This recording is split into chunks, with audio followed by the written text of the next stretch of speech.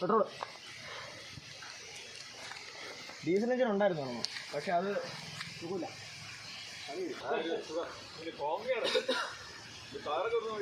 Tyre ഇതിനുണ്ടെന്ന് ഞാൻ മുതിരിപ്പ് എടുത്തു. ചേതക്കിൻ്റെ തീരെടുത്തിട്ട് ഇത് റേസെഡാർ, ഇത് ഷെഡാറിൻ്റെ.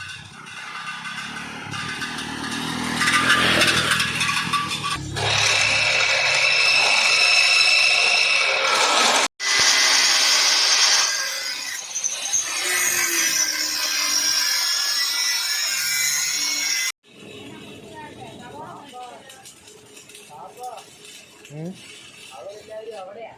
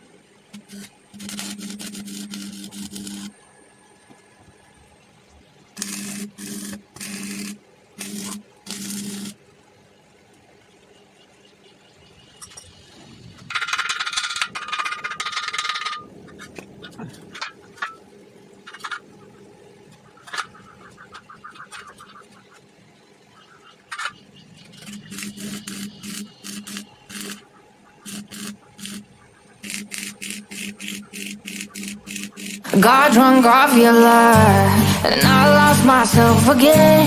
You hit just like a drug. This time I won't let you in. You're playing with fire. No, I didn't on the prey, but this time I won't collide like I did yesterday. You broke my heart once again. I won't buy the toast in return. I can't give it, I can't give it, I won't give it this time. You broke my heart once again with your